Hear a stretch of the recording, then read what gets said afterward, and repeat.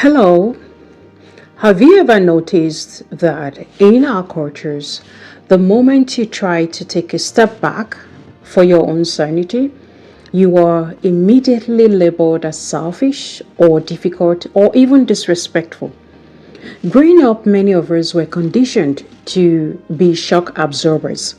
We were taught that a good person in quote, is one who absorbs everyone else's stress, says yes to every single command or demand, and quietly puts our own mental health at the very bottom of the priority list.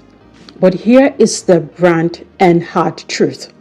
When you're trying to survive a demanding job or a new career, as the case may be, build a life in a new country, and manage your own day to day existence, playing the role of an endless giver will literally break you.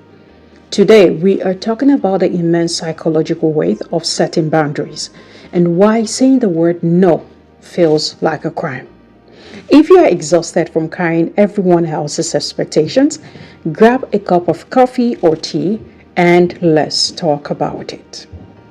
Starting with the core experience, which is the cultural conflict of no.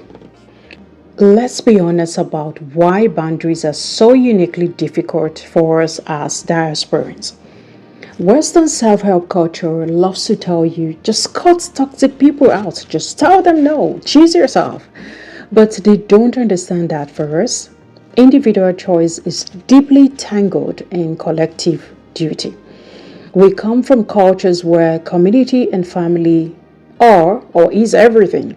So when you try to implement standard Western boundary advice, it doesn't feel liberating. It feels like a betrayal. Think about the real life moment where this hits.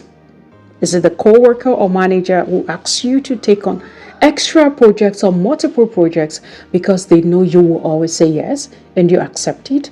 Because your background taught you never to challenge authority. It's the community expectations or the guilt trips from people who expect you to be available at all hours, forgetting that your time zone, your energy, and your life are already stretched to the absolute limit. Every time you say yes to protect someone else's feelings, you are saying no to your own peace of mind. And over time, that builds a quiet, heavy resentment that erodes your mental health. I'm going to talk about how to shift your mindset, which is resentment versus boundaries. I remember the exact moment I realized things had got to change. I was so bone tired from trying to be the perfect staff, the perfect supporter, the perfect pillar for everyone else that I felt numb. I wasn't leaving. I wasn't just reacting to what everyone else needed from me. I had to completely reframe what a boundary actually looks like. A boundary is not an act of war. No, I am not sending you to war. It is not also an ultimatum. It is simply a realization of where you end and where the world begins. If you don't set a limit, people will continue to take from you until you have nothing left to give.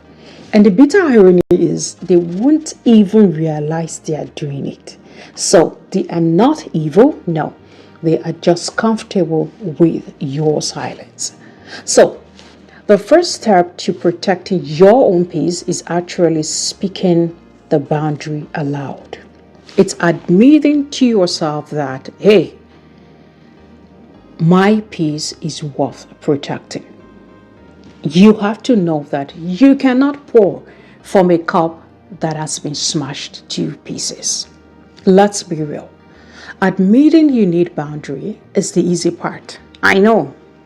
The terrifying part is usually saying the words, and even worse than that is the emotional hangover, that happens when you eventually say no. For instance, at 2 a.m., you're on your bed, you're awake, you're feeling like a terrible person just because you protected your own energy. That guilt is a trap, but you don't have to let it control you.